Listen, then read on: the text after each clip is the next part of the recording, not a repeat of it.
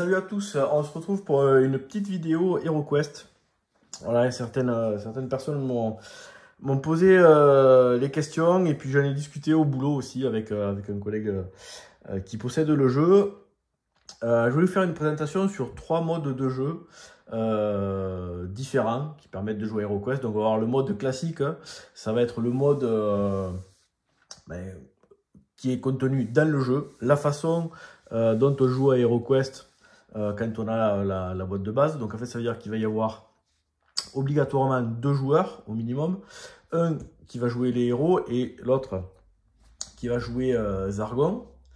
Ensuite il y a un mode qui a été introduit avec la nouvelle version où on va se servir de l'application sur la tablette avec des bons côtés et puis des trucs un peu moins sympas. Et enfin, un troisième mode qui a été créé par un Français qui s'appelle Gravaillon, qui a repensé tout le mode de génération du labyrinthe et qui apporte vraiment beaucoup de points positifs, qui rend la rejouabilité du jeu quasiment infinie et qui gomme pas mal de problématiques liées à l'utilisation notamment du livre des quêtes.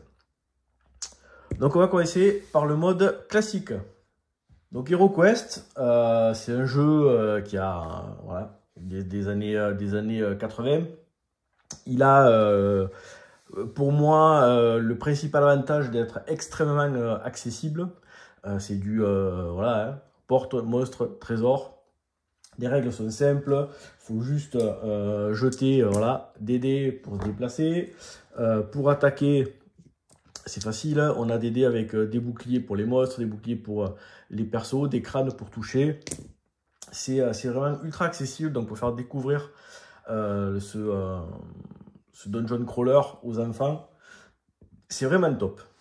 Donc comment ça se joue, ça n'a pas vraiment évolué dans la nouvelle version par rapport à l'ancienne. On a un maître de jeu qui est Zargon, qui va avoir voilà, un petit plateau où on va retrouver le résumé succinct de toutes les règles, avec les monstres, comment on joue avec les combats, etc.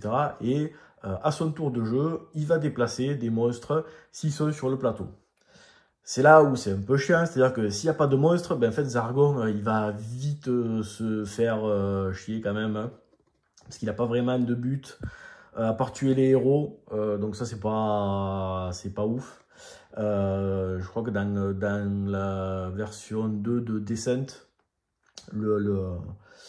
celui qui joue les méchants a des objectifs, donc ça renforce peut-être un petit peu le côté sympa. Mais là, grosso modo, dans HeroQuest, celui qui joue les méchants, il va se faire un peu chier, quoi. Donc, comment ça va se passer? On a le livre de quête, que ce soit dans la boîte de base ou dans les extensions, ça va être toujours pareil. On va prendre les quêtes les unes après les autres. Et donc, le maître de jeu, lui, va être... un peu de spoil, ça c'est la première mission. Le maître du donjon, lui, va avoir la map. Donc, en fait, c'est ça qui est sympa dans HeroQuest, c'est qu'en fait, on a une map qui est faite... Alors là, c'est un tapis qui est un peu plus grand que le plateau de base. Voilà, je préfère jouer avec ça, c'est plus les cases sont plus grosses, c'est plus agréable. Donc en fait, à chaque mission, on va avoir la carte et la carte va se découvrir au fur et à mesure. Donc là, par exemple, si on prend l'épreuve, on voit que les héros démarrent à cet endroit. Voilà, donc on va positionner les héros. Donc ça va être les persos de base. Hop. Voilà. Le barbare, le magicien, l'elfe et le nain. Voilà.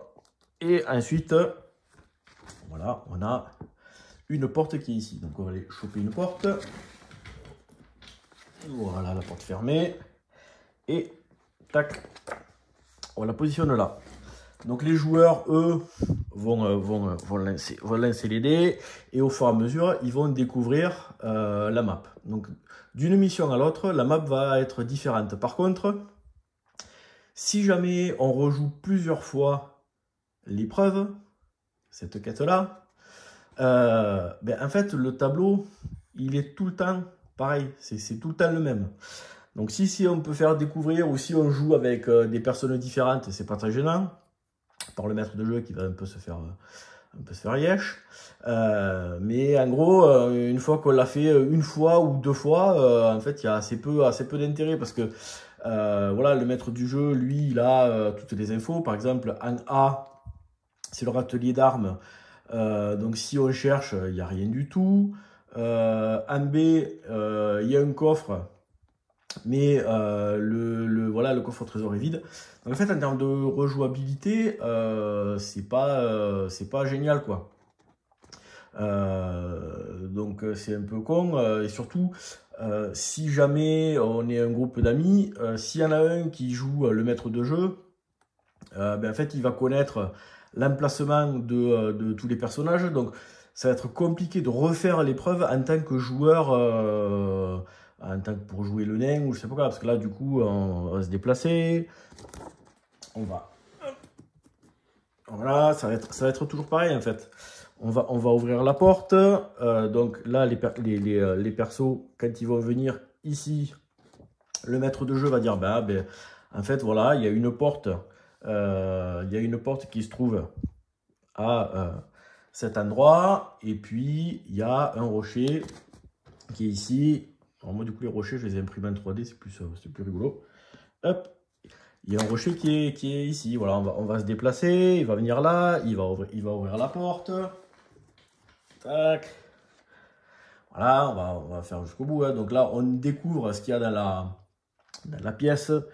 Donc voilà, on va avoir une porte ici. On a un peu de décor.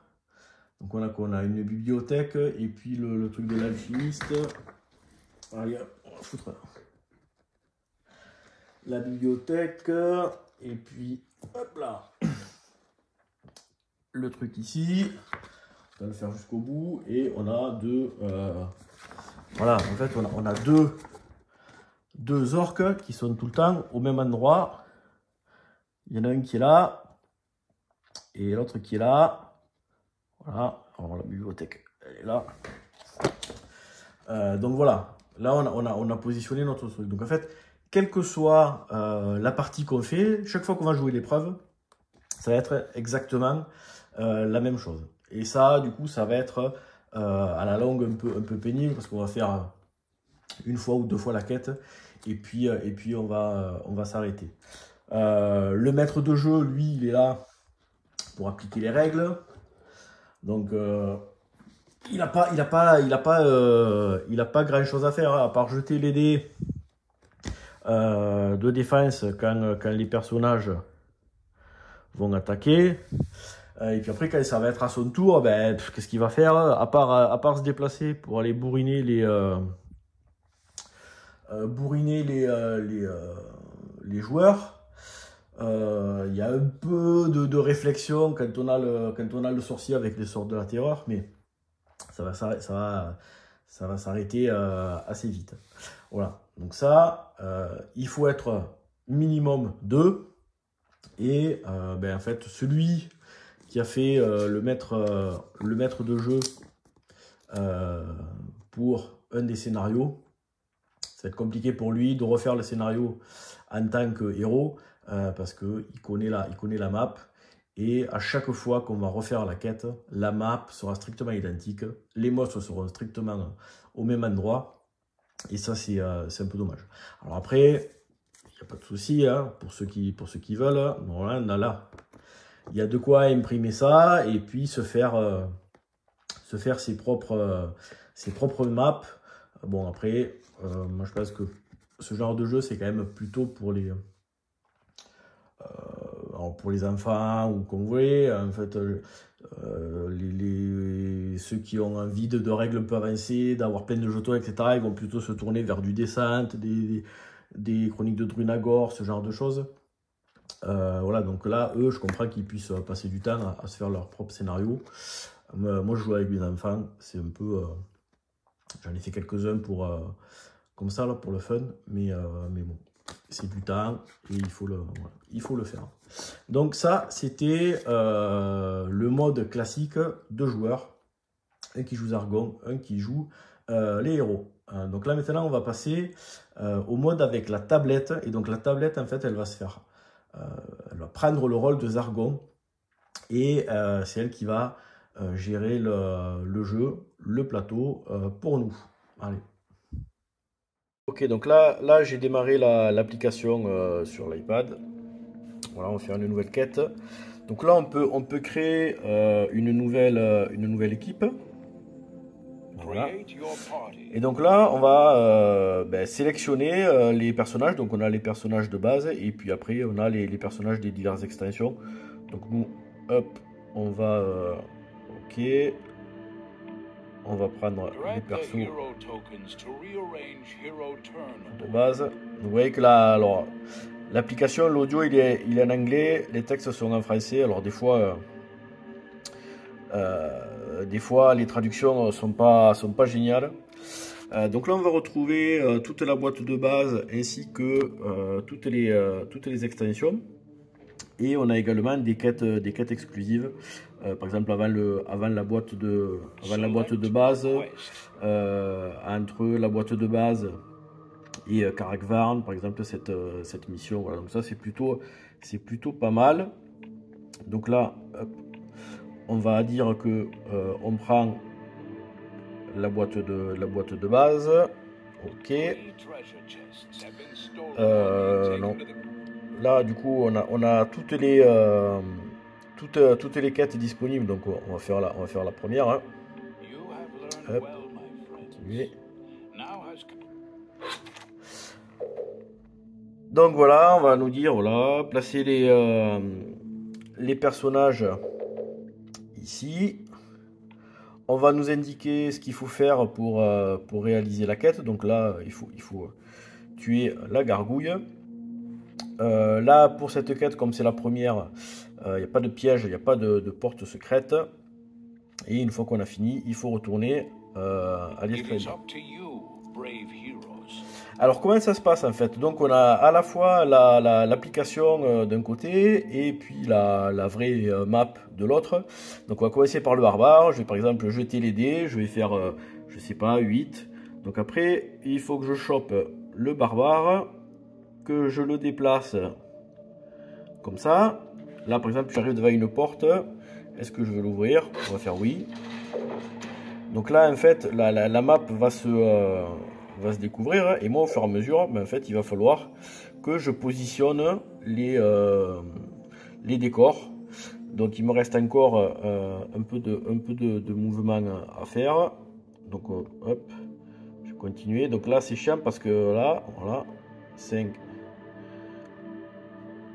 Hop, admettons que voilà, que j'arrive là. Et puis voilà, on va dire que c'est autour. Oui. Donc on va dire que c'est autour du nain. Donc le nain, on va le faire se déplacer devant la porte. Alors filmer ça un peu. Voilà, donc là c'est en fait c'est chiant à bouger. Tac. Voilà, et de la porte, je l'ouvre. Et donc là on va nous dire, ben voilà, en fait, il faut placer tous ces décors. Et voilà les monstres. Donc là en fait on va placer tous les personnages. Donc là on voit que c'est des orques. À la limite je vais continuer. Je vais dire que lui il vient jusque là. Et en fait je vais attaquer l'orque. Donc là on me donne les caractéristiques de l'orque. Je vais jeter à la fois mes dés d'attaque et à la fois les dés de défense de l'orque. Et puis il va falloir que je dise, ben, par exemple, je l'ai touché 2 fois. Donc comme l'orque, il a qu'un point de vie, ben, je vais pouvoir enlever la figurine. On va faire par exemple le tour du magicien. Donc on va dire que c'est au tour du magicien. Le magicien, il va... Hop là. Non. Le magicien, il va se déplacer ici, par exemple. Et puis je vais voir... Au niveau des actions, je peux lancer un sort, chercher un trésor. Je pourrais éventuellement chercher des pièges, des portes secrètes, mais là il n'y en a pas. Et je pourrais désarmer le piège. Alors désarmer le piège, il faut comprendre comment ça marche. C'est vraiment merdique. L'avantage de l'application, par exemple, quand je fais lancer un sort, je vais sélectionner donc le sort, par exemple sort de feu. Là les traductions c'est moisi, je vais faire boule de feu. Et voilà, là par exemple l'application me dit ben, j'ai pas de champ de vision sur les monstres. Donc elle a ça de bien l'application, c'est que elle va vous aider un petit peu à apprendre les règles. Par contre vous voyez, il y a plein de manipulations à faire et ça c'est chiant parce qu'en même temps qu'on joue sur le plateau, il faut mettre à jour l'application, on jette les dés, puis on met les trucs et ça c'est vraiment chiant. Alors on va dire que c'est autour de Zargon. Oui, donc Zargon il va jouer tout seul. Donc voilà, le monstre se déplace devant le personnage. Et en fait, voilà. On jette l'application jette les dés pour le monstre. Nous, on va jeter nos dés de défense. Soit je peux éditer les caractéristiques du nain, soit je mets à jour la fiche de personnage sur le papier. Et voilà. Maintenant, c'est autour des héros. Donc, par exemple, le barbare, on va dire que il vient ici. On va dire que j'ai tué l'orque. Vous voyez, en fait, il y a beaucoup de manipulations. Et ça casse toute l'ambiance du jeu parce qu'on est sans cesse entre le jeu et la tablette et c'est vraiment chiant. Là, par exemple, si je fais chercher un trésor, donc là, il n'y a pas de trésor particulier dans cette pièce. Je pioche une carte, et soit c'est une carte de trésor, soit c'est monstre errant. Du coup, je vais pouvoir cliquer sur monstre errant, et voilà. Donc là, dans cette quête, le monstre errant, c'est un orque. Et il va de suite, m'attaquer. Voilà. Ok. Et puis après, il va se barrer. Voilà.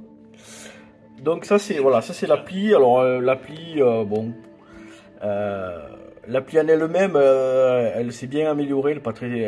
Moi, franchement, j'ai pas eu de problème de plantage ni de quoi que ce soit. Les traductions des sorts, c'est un peu nul.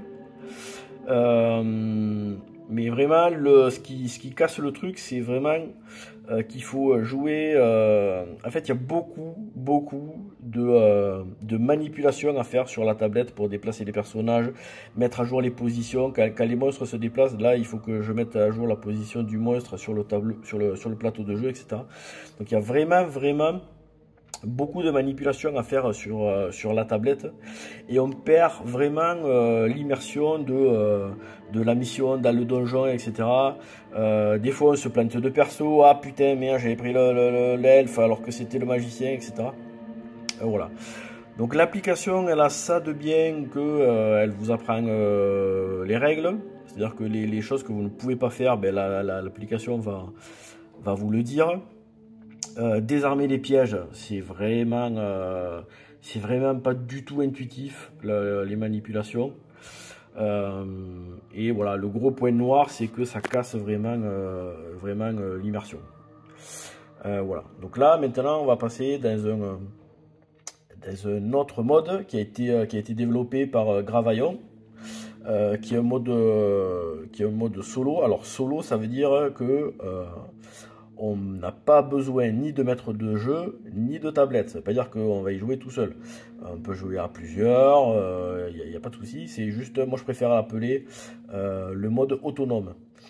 Donc il a ça, deux gros avantages. C'est que beaucoup plus immersif parce que voilà, on est focus sur le jeu. Ça va être à base de cartes qu'on va construire au fur et à mesure le plateau de jeu et réaliser les missions. Donc on va avoir besoin des livrets du jeu original. Et le très gros avantage, c'est qu'en fait, la map se génère de façon aléatoire. Et donc pour une même mission, par exemple celle-là, l'épreuve là, je peux la faire 5 fois. Ben, 5 fois, je sais que quand je vais ouvrir cette porte, je vais avoir ça, je vais avoir des monstres, la gargouille, elle va se trouver à tel endroit, etc. C'est toujours la même map. Donc là, dans le mode de Gravaillon, en fait, le départ il est commun à ce qu'on a sur le livret de règles. Donc on va démarrer toujours ici. Par contre, à partir du moment où j'ouvre la porte, on va commencer à tirer des cartes et toute la map va se générer de façon aléatoire. Alors, le mode de Gravaillon, alors déjà, pour le trouver, c'est facile. Vous allez sur Google, vous tapez HeroQuest, Gravaillon. Il a un blog, il a fait plein de règles pour d'autres jeux. Il y a des fichiers à télécharger, vous pouvez participer à son travail. Donc le fichier PDF, il y a toute la doc avec donc on reprend les règles pour jouer à ce mode là. Donc on va les regarder vite fait, hein. Il y a des vidéos explicatives qui sont beaucoup plus longues. Là c'est pour vous expliquer rapidement les principes de base. Et puis après on a des fiches avec donc là par exemple c'est le livre de quête, mais il y a toutes les extensions qui reprend toutes les missions qui sont dans le livre de quête de chaque extension. On va donc avoir besoin des règles pour les lire, mais c'est quand même relativement simple. On a besoin une petite fiche comme ça là qui reprend vous voyez, le plateau. Voilà.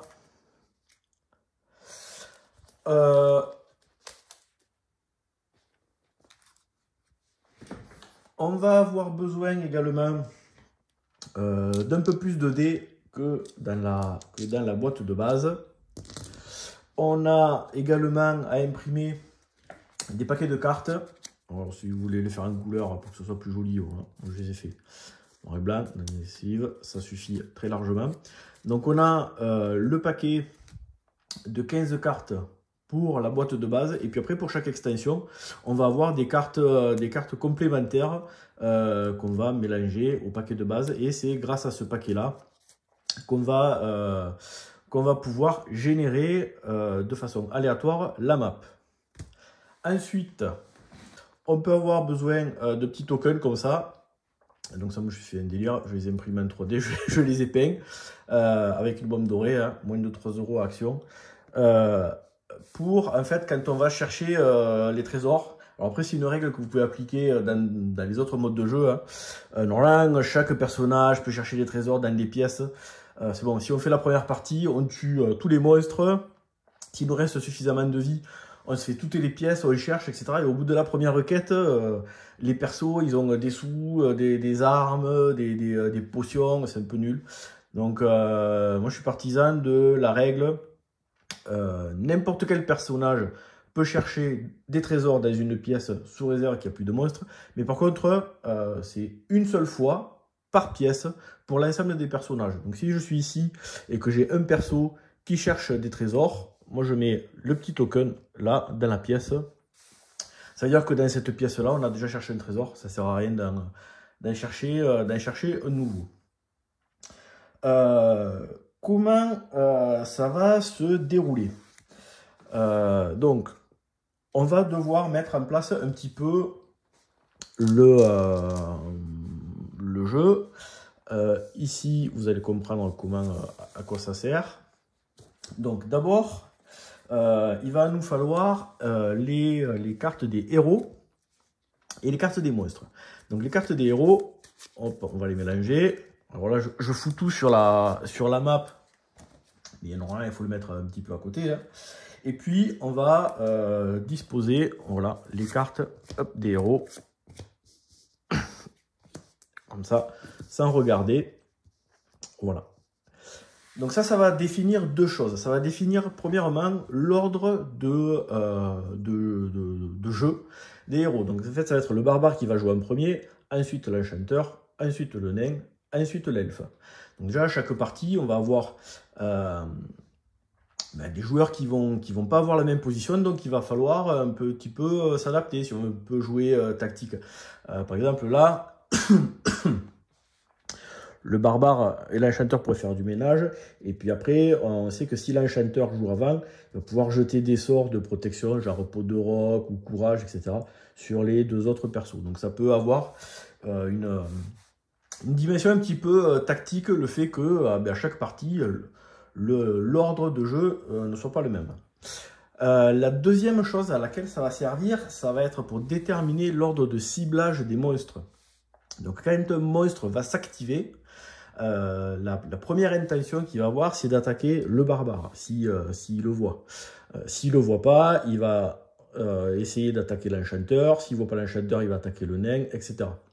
S'il n'en voit aucun, il va se déplacer pour arriver le plus près possible du barbare. Donc ça permet, quand on est dans une pièce avec un monstre et plusieurs héros, de savoir le monstre, quel est le héros qui va attaquer. Donc ça, c'est pour les joueurs. On va faire exactement la même chose avec les cartes de monstres. Alors ce qui est bien aussi, c'est que comme ça va être généré de façon aléatoire, dans une mission, dans une quête, il peut apparaître n'importe quel type de monstre. Ce qui n'est pas le cas du livre de quête. Et donc là, pareil, hop, on va les disposer en 2 lignes, ou une, si vous avez la place, voilà, chacun fait comme il veut. Et pareil, ça va déterminer...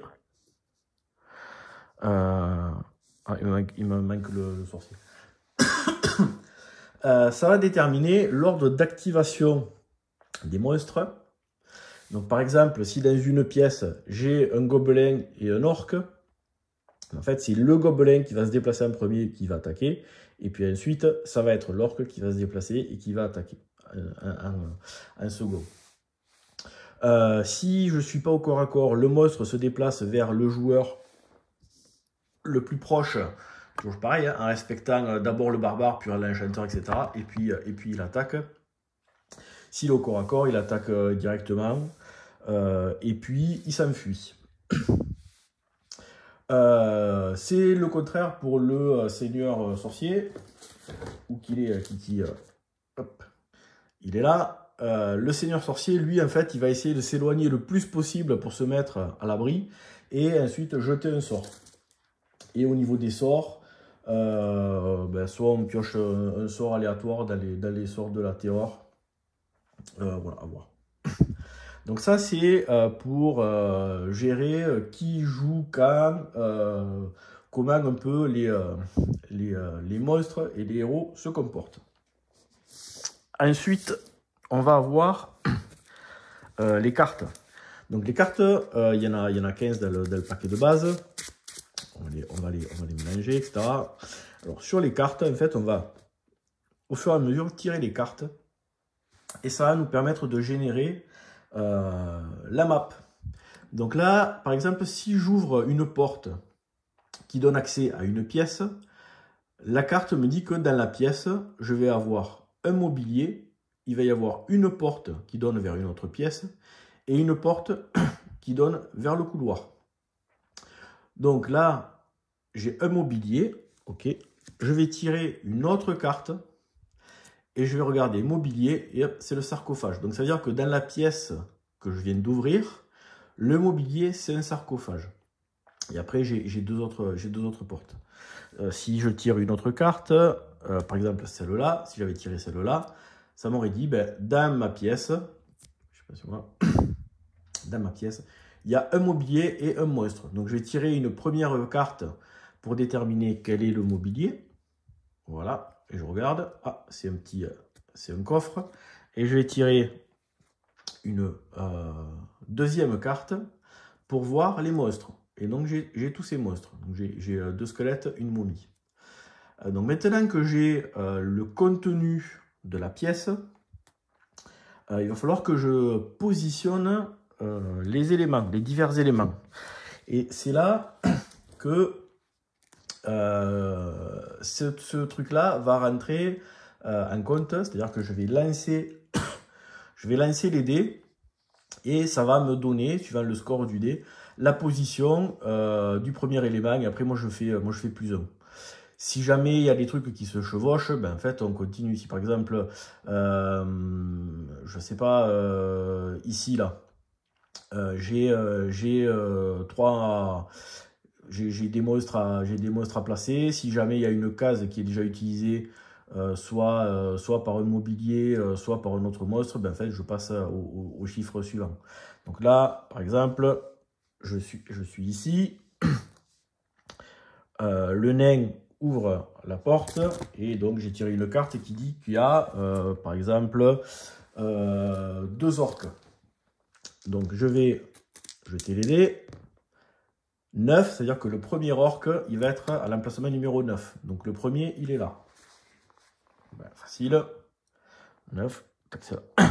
Et le deuxième, il a un 10. Ben, il est ici. Et quand on arrive à 12, on repart de 0.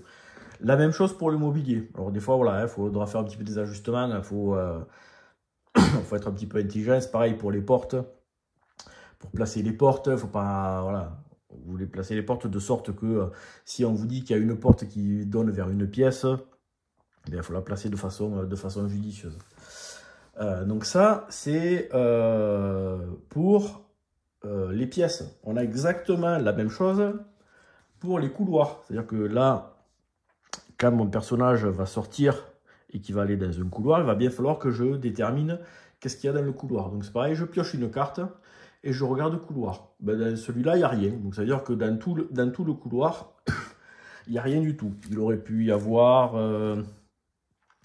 par exemple, voilà, celui-là, un éboulis, 2 portes et un monstre de couloir. Donc ça, il faut faire la différence entre les monstres et les monstres de couloir.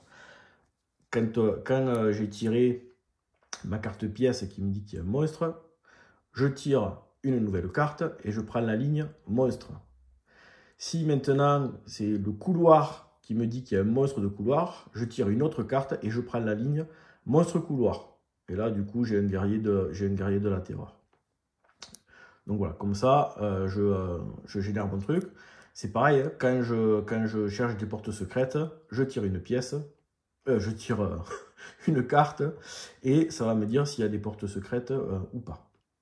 Donc comme ça, je vais générer ma map. Donc là, pareil, dans les couloirs, s'il y a un éboulis, 2 portes et un monstre de couloir, voilà, faut penser que toujours des lignes de vue. Donc ça veut dire que si, par exemple, les monstres, ils sont ici, les portes sont ici, je ne vais pas pouvoir avoir un éboulis qui va bloquer la ligne de vue de mon personnage.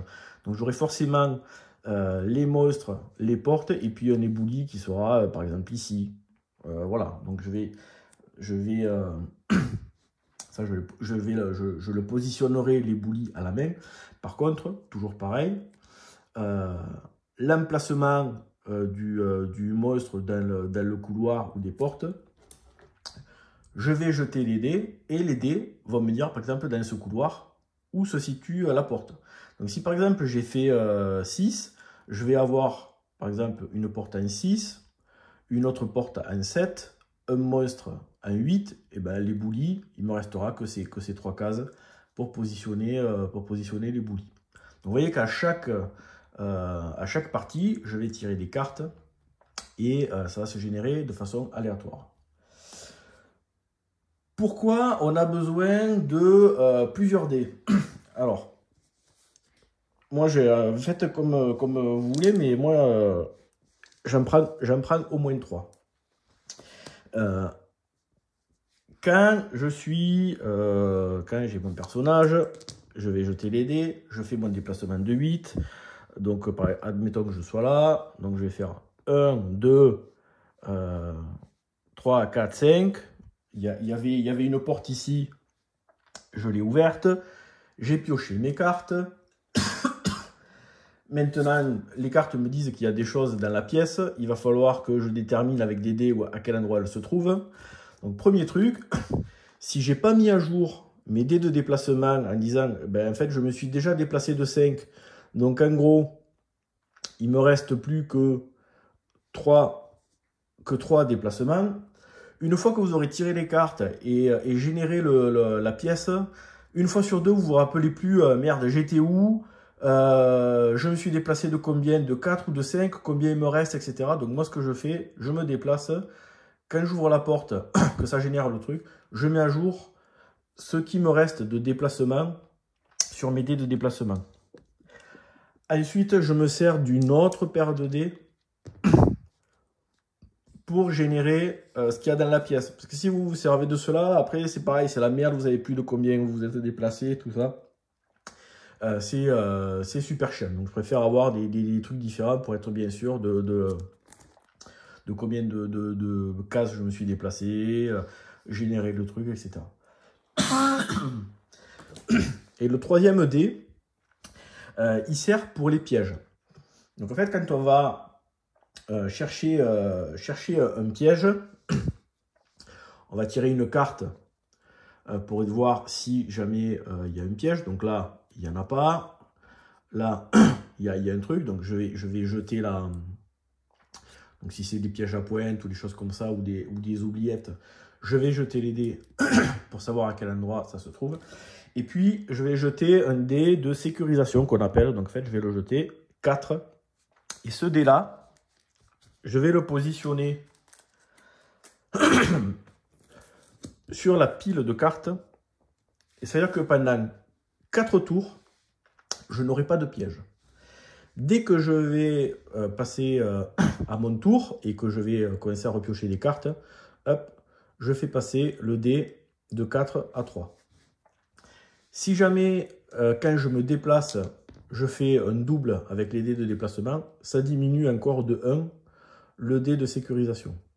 Quand le dé il arrive à 1 et qu'après il disparaît, si je ne cherche pas de piège et que je fais un double avec les dés de déplacement, obligatoirement, je me chope un piège et un point de dégâts. Donc voilà, ça c'est la gestion des pièges, elle est un petit peu particulière, mais c'est plutôt sympa. Comment on fait pour démarrer et pour avancer dans les quêtes? C'est là où je vais avoir besoin du livre de quête. Donc, quelle que soit la quête que je souhaite faire, le démarrage, il est toujours le même. Il est toujours à l'identique de ce que j'ai dans le livre de quête. Donc, si ici, l'épreuve, je démarre là, ben, en fait, je vais démarrer mes personnages ici. Et après, je vais pouvoir piocher les cartes, etc. Je vais avoir un certain nombre d'informations ici. Et je vais avoir des objectifs à réaliser. Donc, avec ça et le livre qui reprend quoi s'appelle le truc de l'épreuve, je vais avoir voilà, des objectifs différents.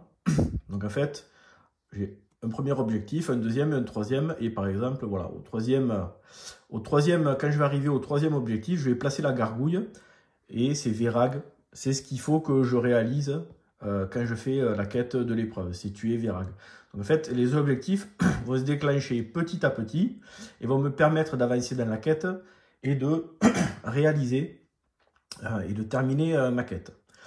Je vais avoir également des mobiliers particuliers, donc là, par exemple, dans cette quête-là, il faut que je mette de côté 3 coffres et un râtelier d'armes. Parce que si vous vous rappelez, ici, là, j'ai un coffre qui est vide, un coffre qui a un certain nombre de pièces, et un deuxième coffre qui a un autre nombre de pièces, et également un râtelier d'armes. Donc en fait, quand je vais rentrer dans des pièces et que je vais tirer des cartes, et que je vais générer du mobilier, il y a des cartes qui vont... voilà, par exemple, cette carte-là, elle me dit que dans la pièce, je dois générer du mobilier qui est le coffre, et ce coffre-là, il porte le numéro 1. Donc ça, après, il faut les identifier, mettez une petite pastille, ou vous les marquez quelque part, pour bien identifier la différence entre coffre 1, coffre 2 et coffre 3, parce que coffre 1, quand je regarde ici, le coffre 1, voire la note D, donc en fait je me réfère au livre des quêtes, il est vide. Si jamais j'avais généré le coffre numéro 2, hein, par exemple je tire une carte avec le coffre numéro 2, ben, ce coffre-là, le coffre numéro 2, c'est la note B, c'est celui qui contient 80 pièces et des ouettes. Donc ça c'est important de mettre, voilà, de mettre le mobilier de côté avant de faire la mission. Et au niveau des objectifs, vous voyez sur les cartes, il y a des cartes qui n'ont rien d'indiqué et j'ai des cartes qui ont objectif. Donc en fait, quand je vais ouvrir la porte vers une pièce ou vers un couloir, je tire une porte. Si jamais j'ouvre une porte vers un couloir et que je chope une carte objectif, il n'y a rien qui se passe. Par contre, si j'ouvre une porte vers une pièce et que je pioche objectif, à ce moment-là, ben, je vais faire l'objectif numéro 1. Donc ça veut dire qu'il va falloir que je positionne le râtelier d'armes, un gobelin, une abomination et une porte vers le couloir. Je vais jeter mes dés.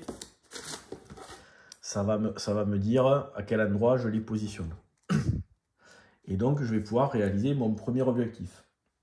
Je vais continuer à jouer, je vais tirer des cartes, et puis après, à un autre moment, voilà, je vais tirer une nouvelle carte avec objectif. Mais là, du coup, ça va être l'objectif numéro 2. Donc, je vais remplir l'objectif numéro 2.